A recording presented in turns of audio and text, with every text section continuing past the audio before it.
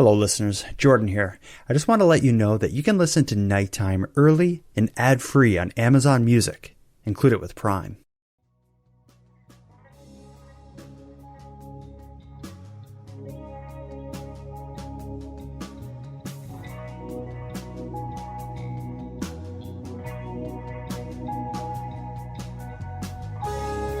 According to the police officer I spoke to, they went through a list of questions in order to ascertain whether or not she was safe and determined that she was okay to be on her own on the streets of Victoria barefoot in November, and they left her there.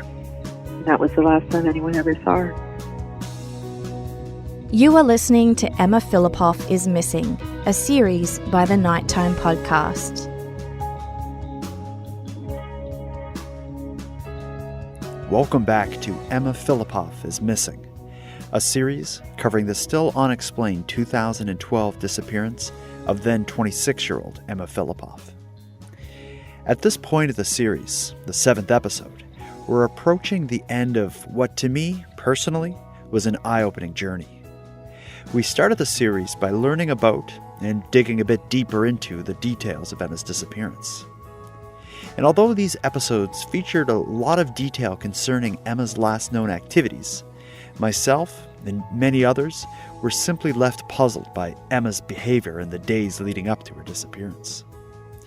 In fact, I believe one of the reasons this case has so many plausible theories is due to Emma's strange activity, leaving both her and her case enigmatic. And that's why I tackled the series in the way that I did. My goal was to better understand who Emma is, and in doing so, hopefully better understand her activities on her last known days. And with that as my mission, I turned to those who knew Emma best, and thanks to their thoughts and their memories, we managed to follow along with Emma's life from childhood up until the days leading up to her disappearance. And now in part 7, we will meet the last in our series of guests, and he will provide another revealing look at Emma. He was mentioned briefly by Micah in the last episode. She had explained having returned from vacationing overseas and learning that Emma had been eating only fish and staying with a friend on a houseboat. Tonight, in this episode of Nighttime, we'll hear about what Emma was up to after she backed out of the vacation with Micah, instead living in a state of homelessness among the Victoria Harbour. Our guest is Emma's very like-minded friend, Conor.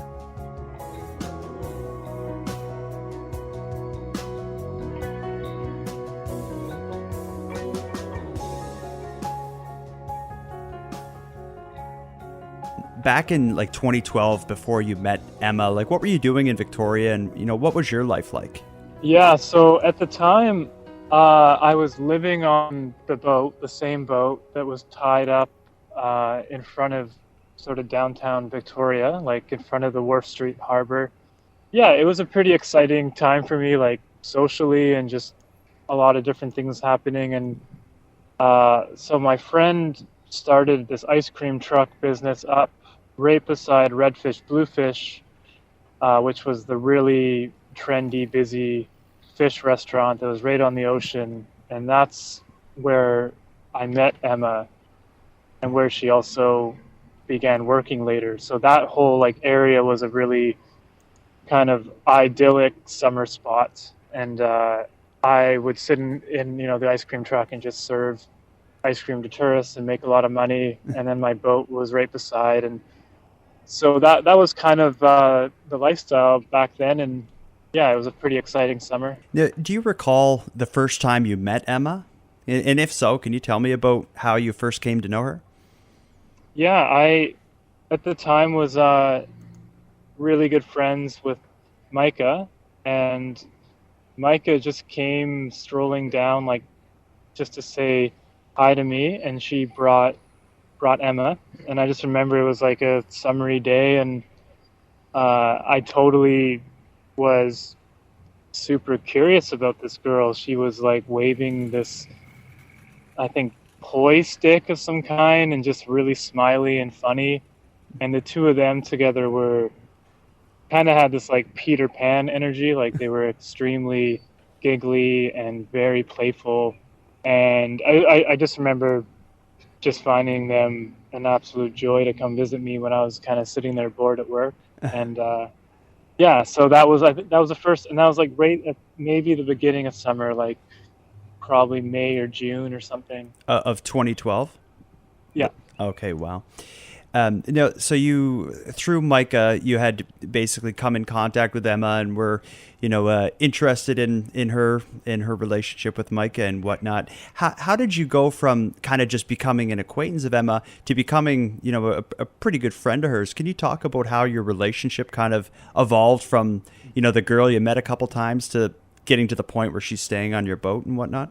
Well, after that, maybe a couple weeks later, or maybe just over the course of the next month, she just basically began hanging out in that sort of one spot, like just that little oceanside area, like right by the restaurant. And then there was like a little park that she would also hang out in, maybe 10 seconds away. And she was just always like around. And we kind of just developed a friendship because I think I was maybe the only person she really felt comfortable talking to, because we'd always just start talking about philosophies or just how ridiculous the rich tourists were in the lineup for the fish store. And we kind of like shared, I think, maybe a similar fantasy of, finding maybe a more free-spirited way of life that maybe just wouldn't involve being part of the system. I think that's kind of how we kind of began a friendship, was we just sit around, and the backdrop of all the tourists and all the activity was kind of a funny juxtaposition to us just kind of fantasizing about building a raft or living in the woods or just these kind of things. And I just found her really, like, she had this really kind of lucid energy, like just she had this very sort of clear energy to her, and was very removed from the usual small chat or kind of social niceties of most people who would come up and chat. And she was definitely a different kind of person than anyone else hanging around there. So I mean, our friendship was really her hanging out in that area, like basking in the sun, and then maybe every 45 minutes coming to the ice cream truck to chat for a couple minutes and then getting a cup of water. Okay. And yeah. What kind of things were you, like when she would come up to you to chat, like would it be often this kind of fantasy or, talking about your ideologies and such, or what was like the small talk like with Emma at that point? It was very fantastical. It's like very, and I think the more I hear about her, I kind of realize I think I just knew one side of her, but the side that I saw, she was very, very like playfully funny and very witty. I mean, we would just usually kind of just have observational humor, almost like a Seinfeld episode, where just because of me sitting in this truck and then her kind of just hanging around, and with maybe 500 tourists around, it was always just something to sort of joke about. Like when the people that I speak to that were close to Emma, especially so in this point of her life, often describe her behavior as being, unusual and odd and extremely private. Like, did you see this side of her that was just, not so much playful, but more so unusual? To be honest, when I first met her, and 90% of my friendship with her, it was during the hot summer season, and that's I think when she was happiest, because she could just sleep outside. She didn't have to really worry about anything. Also, I never saw her when she had to balance a job or rent or anything. Mm-hmm. So I think in that regard, like, I might be one of the only people who kind of knew her when she was kind of in this like blissful state with no responsibilities. So I never really saw that side of her until maybe the very, very, very end. I kind of thought she was acting a bit strange, but I also found, I think, a lot of her behavior, like a few of my friends or just other people around would think she was pretty strange, because every day she would like sit under the same tree for an hour and kind of, or just go and be enamored by the sight of the ocean crashing against the shore. But that, to me, I mean, I actually thought it was quite inspiring, because I thought she was almost having like a psychedelic divine experience without really needing anything. So I mean, in a way, I actually thought she was really quite a very ethereal person. Understood. And when you were this close with her at this point, a lot has been said about her health, specifically like her eating behavior being very unusual, and her eating only specific things. Did you see this side of her? And if so, what did you think of this? I at first thought it was not that crazy. I mean, I think part of the reason she enjoyed hanging out with me was because I was kind of open to a lot of things that she believed in. Mm-hmm. And I mean, I had at that time done a lot of reading on fasting, and I had went to India the year before, and it's pretty common over there. I didn't really think that she was crazy for that. I did think she was being a tad extreme at first, mm-hmm. but also I have to say, like, she looked incredibly kind of luminous, like her health, just like the brightness of her eyes and like the whiteness of her teeth and just her skin and everything was pretty unique. And in a way, I think that was kind of from some of the effects of fasting, where it's like she was just running off of, like she definitely looked like she was incredibly healthy. And I think most people, I feel though, like she was quite underweight, which I think was some of the people's concerns who kind of got to know her, was like she just wouldn't eat anything but fish. That, I think, was maybe responsible for her being quite fragile, I think, for the outside world, because she would just only be eating fish and drinking water. So it was, I think, kind of hard on her to like even talk to most people, because they might just be asking all these questions. And I mean, she was pretty spacey in a lot of ways, like her demeanor, and I think a lot of that was from the diet that she was on. And yeah, but I think a lot of people were pretty worried about her extreme diet, but at the time I didn't really think it was impacting her negatively. I mean, she seemed really happy whenever I would see her, so. Mm-hmm.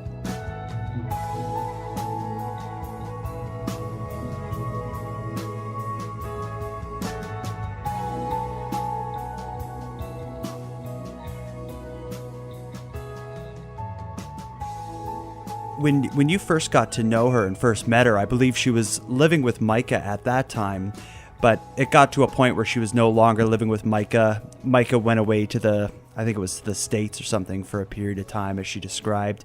There was a period there where Emma was kind of living back and forth between the women's shelter, as well as they said, people have said she was staying on a series of boats. Can you talk about what you know about her living arrangements during the time that you were close with her?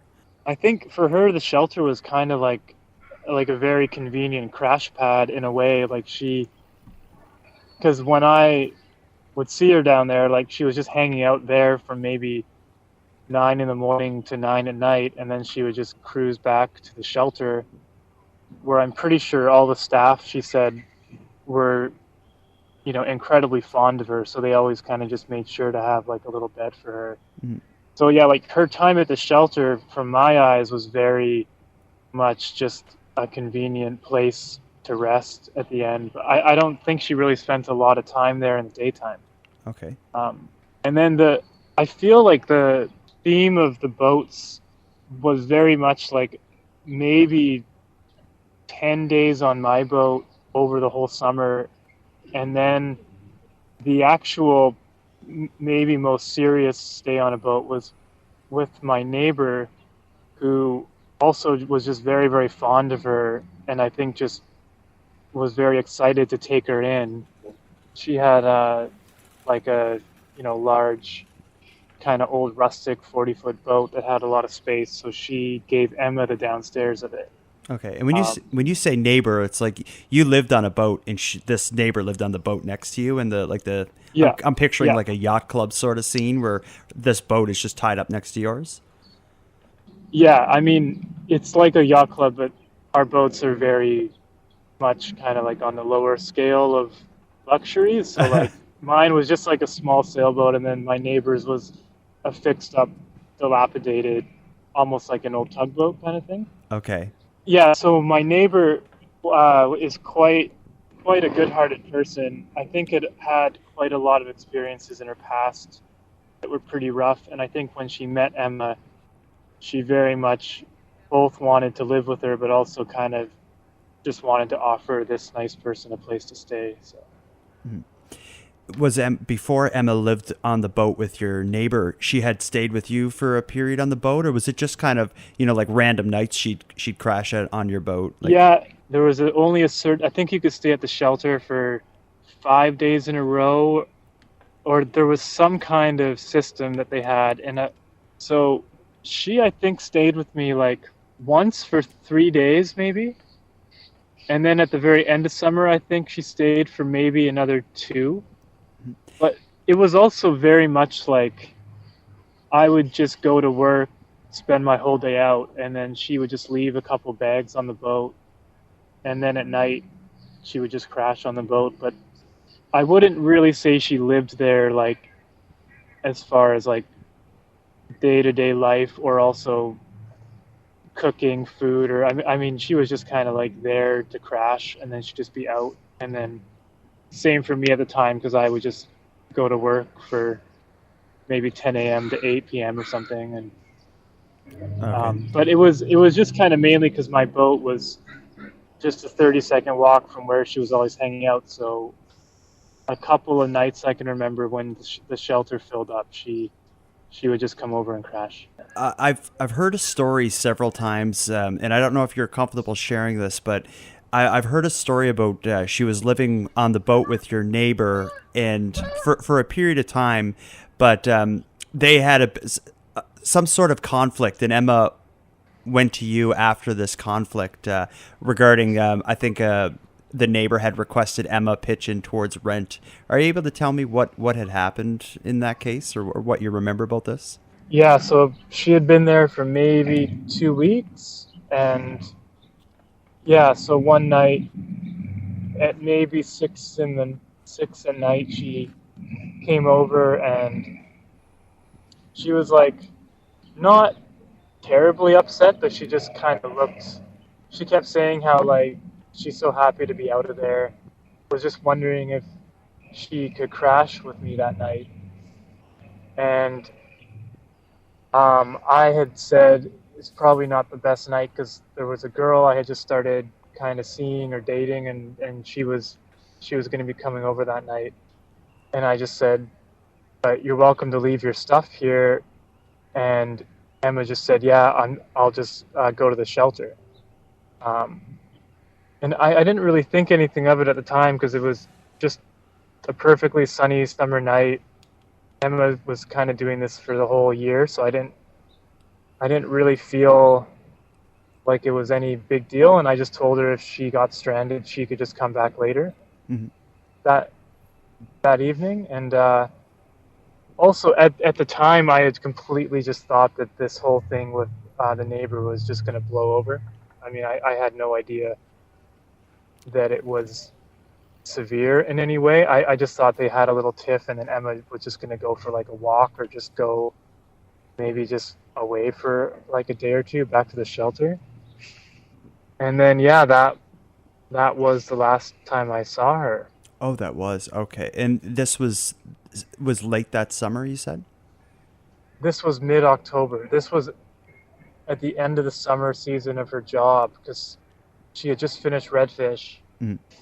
And then that's when she was staying with my neighbor. So Okay. and then I didn't see her for 2 weeks until that all happened with the missing. Okay. Yeah, that was a pretty surreal time because I definitely went through a bit of a phase of like pretty intense regret for wishing I had like forced her to stay over or just.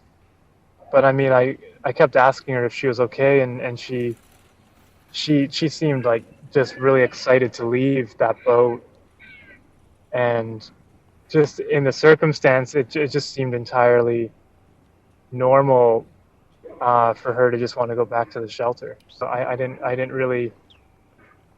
It didn't feel like kind of turning away someone in need. It was because she basically said that she was just super happy to be out of that boat. So Did she explain to you what exactly the conflict was that she had with your neighbor? no, she was pretty vague. I think she was saying that Loretta, the woman, I kind of forget what she was saying, but she was just saying that she was kind of getting after Emma or about something, but I don't remember Emma saying it was about money because Loretta after told me that it was about rent. But at the time, it all just seemed really like minor because Emma just kind of like came over and it was just kind of like this small tiff feeling. I didn't really think that Loretta had kicked her out, and I don't feel like Loretta actually did kick her out. I think it was more just the prospect of money just really triggered Emma.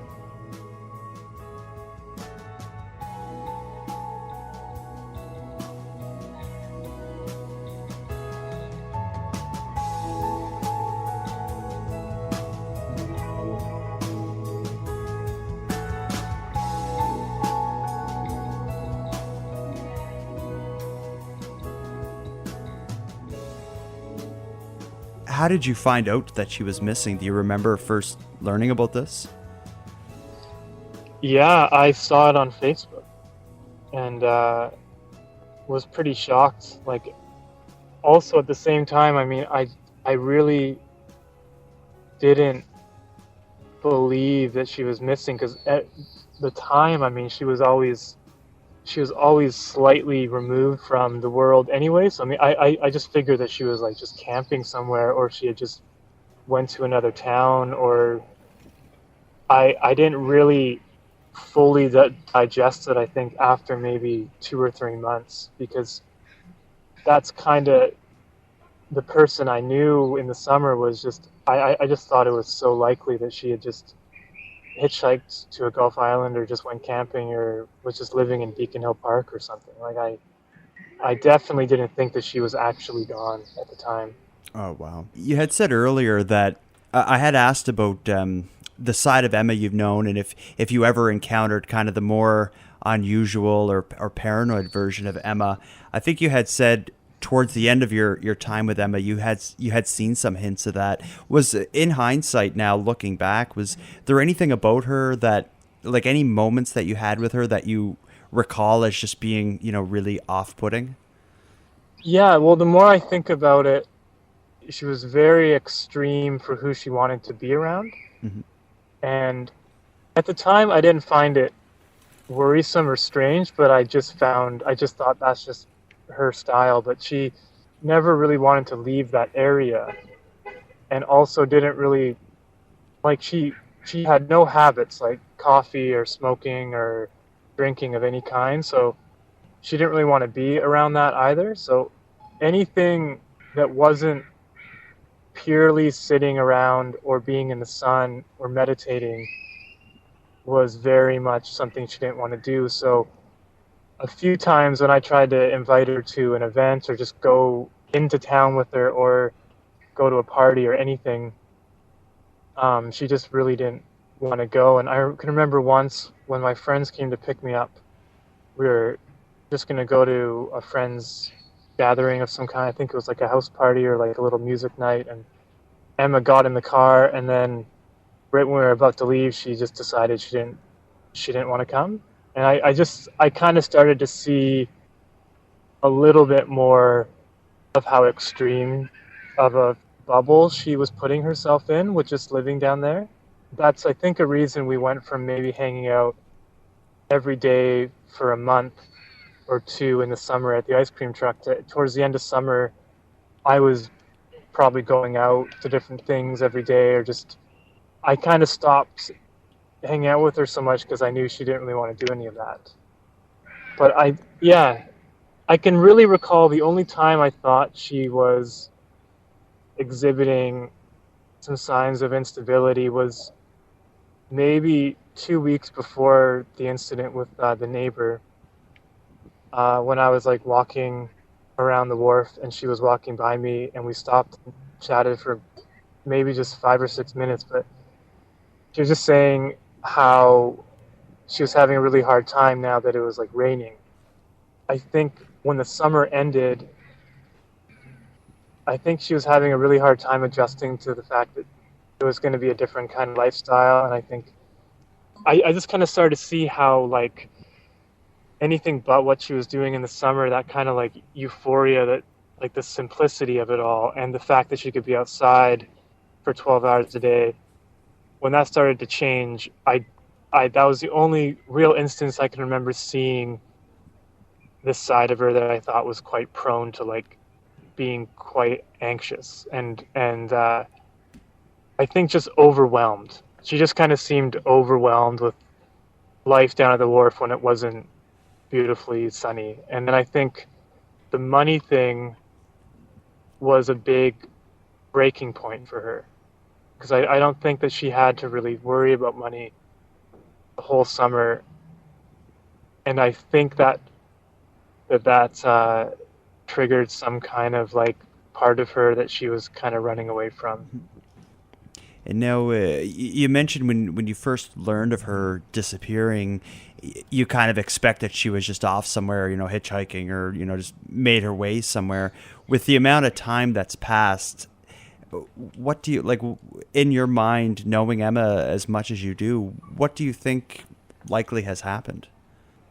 Yeah, well, I mean, I've kind of entertained all angles. I mean, when it first happened, the reason I didn't think she actually was missing was because she usually avoided people, and she was very sensitive to wanting to ever be around people drinking or doing drugs, or even just smoking, which is, a large amount of all the groups downtown at night. So I just never really thought that she was running with the wrong kind of people. But I think when I found out that she had left her passport in her van and hadn't really accessed any money, I think that's just when I started thinking that it might not be just her taking a prolonged trip somewhere. And yeah, I mean, I really don't know what happened to her. Like, the optimist in me likes to think she went somewhere secluded and just kind of passed on in her own way, because I feel like the essence of what she was really toying with was kind of an expansion of herself, which I think was, in a way, I think she was not really able to handle this part of the world's culture, and kind of, I think a lot of what she was seeking was not too different from, the peacefulness of passing. And that's kind of what I hoped. And as more stuff started coming out, there was kind of a gut-wrenching part of me that thought maybe something had actually happened to her involving some sort of malicious people. The only reason I started worrying about that was I had found out that she was seen spotted at some of the more sketchy areas around town, at the other shelter.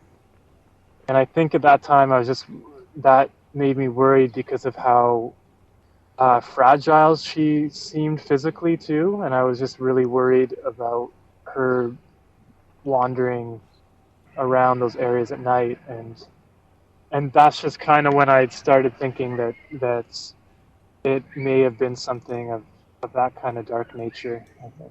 So yeah, that entire month, I kind of just went through every possible scenario, but still just very much hoping that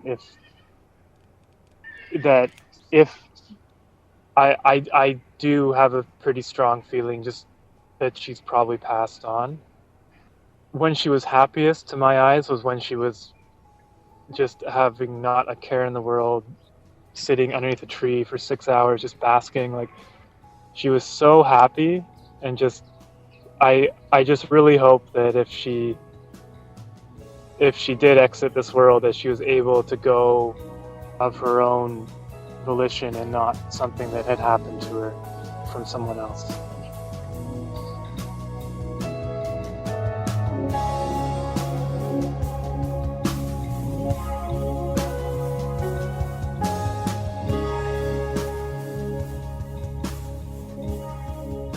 I want to thank you for joining Conor and I for what, in my opinion, was a very revealing conversation. In hearing Conor's memories of Emma and contrasting them with the version of Emma described by Ellen, Michaela, and Micah, to me, I'm left with no question that Emma was slowly being burdened by some sort of mental illness. If we were to continue following this narrative beyond Conor, I have ideas on who I'd like to hear from, but I don't think we need to go there, and for several reasons. The main one being that we've already heard about their interactions with Emma from her mom, Shelley. Hopefully you recall, but in part 1 of this series, we heard Shelley describe what she learned about Emma's last known days, including her interactions with the Sandy Merriman shelter, the cab driver, the young man who phoned police to report a woman in distress, and of course, with the Victoria police officers who turned out to be the last to see Emma. So I suppose in a way this series almost works in a loop, as by going back to part 1, we can hear about Emma's activities after spending time on Conor's boat, and even after Micah passed her standing among crows in the pouring rain. In the end, what I've learned during all this is that the last known moments of Emma's life, like getting the credit card and the phone, aren't going to be understood using standard reasoning or logic. As that Emma, as she existed on November 28th, was clearly deep into a disorganized hole she had been sinking into for many years. And by November 28th, 2012, Emma, obviously, had begun to lose control. Now, based on all this, when I hear theories that involve Emma strategically planning to flee society and live carefree among the homeless, I have serious doubts. As far as what happened to her, or where she is today, sadly your guess is as good as mine, and any theories I maintain need some serious explanation. And that's where the series is going to go next. When we return, in the final entry of this series, I'll be joined by Tyler Hooper, a Victoria-based journalist and writer who's also spent considerable time diving down the Emma Fillipoff rabbit hole. Together, Tyler and I will share our thoughts on Emma's case and further break down the various steps we've taken during this series. There's something that the public doesn't know about Emma, and I feel like something in her personal life played a major part in her disappearance. And I don't know what that is, and I don't want to speculate too heavily out of respect for everyone involved, but I do feel like after talking with so many people that there was either an event or people or something that happened that really triggered it, and people don't want to talk about it. I had a few people who I interviewed allude to something, but when I pressed, they kind of got really quiet. And so I kind of held back, but I do believe there's something that happened in Emma's life that the public isn't aware of that may have played a major part in her disappearance. And with that, we'll end this episode of the nighttime series, Emma Fillipoff is Missing. But first, before we part, I'd like to end with thanks. I want to give a huge thank you to Conor for being so generous with his time and so open with me about what must be a heartbreaking situation. In speaking with him, I'm again blown away by the friends and connections Emma had made along her strange journey. Conor just seems like a genuinely great guy, and I think for Emma, she was fortunate to have been close to him during what must be a hard time in her life. In fact, I have one last brief clip to play. Shortly after my conversation with Conor had ended, but before I had turned off my recorder, Conor began to reflect on his relationship with Emma. And what he said, I found very touching. In the time frame I knew her, I was fortunate to see her in she was just radiating a really beautiful energy, and it was a very nice experience to see the world through her eyes for that short time. And yeah, I guess I just feel, I think sometimes I'll get little pangs of regret. I wasn't able to help her, or that she didn't show that side of her to me that was maybe not always in that kind of blissful state. I think her whole story really illuminates how complex mental illness is, and then at times too I can also just really relate to her wanting this sense of kind of fantasy still as you get older. And there were a few times I feel before she started to become more unstable that I feel like she really did touch upon this kind of state of mind that was very very ethereal, and just to see someone be that happy watching the world go by was in some ways a very inspiring part of our friendship. That's how I remember her, I think, most. Next, a big thank you to Voxomnia and Paragon Cause for providing the musical and ambient themes for the series. And lastly, the biggest thanks of all goes out to everyone listening. Without you, the sun would have rose on Nighttime years ago. And for anyone out there who wants more Nighttime, please consider supporting my Patreon campaign.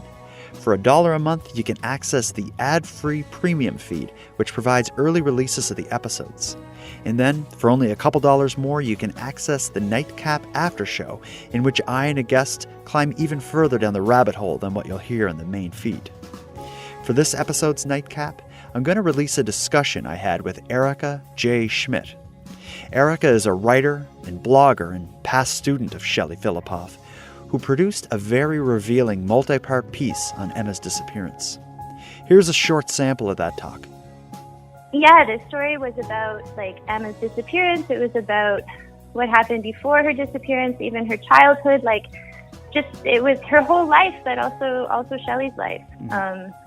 And I mean, Shelley had so much to say, and there was just, because it's so many questions, so it's really endless. You can just go. I'm sure you found this with your exploration of the case. You can go down any route, any possibility. It can take you just years to get to the end of it. If you want to hear this and my other supporter-exclusive episodes, you can access the premium feed by visiting patreon.com/nighttimepodcast. And with that said, I want to thank the new members of the support group. Angelina, Susan, Maggie, Bob, and Megan, thank you for your generous support of Nighttime. For anyone else who'd like to support the show but can't help financially, you can give me a big hand by telling your friends about me and leaving a positive review for Nighttime on Apple Podcasts or whichever equivalent you use. If any of you listening want to stay up to date with my activities on or off the show, follow me on Facebook, Twitter, and Instagram. I use the handle @NighttimePod. And if you have any story ideas or would like to give feedback on the show, I'd love to hear from you at nighttimepodcast@gmail.com. Now, until next time, take care of each other, hug your loved ones tight, and contact me on social media and give me your theory on Emma Fillipoff's disappearance. The Nighttime Podcast is written, hosted, and produced by Jordan Bonaparte. Copyright Jordan Bonaparte. Somebody somewhere knows something. She didn't just disappear. She couldn't just vanish. Somebody has to know something, Jordan. Somebody has to know something.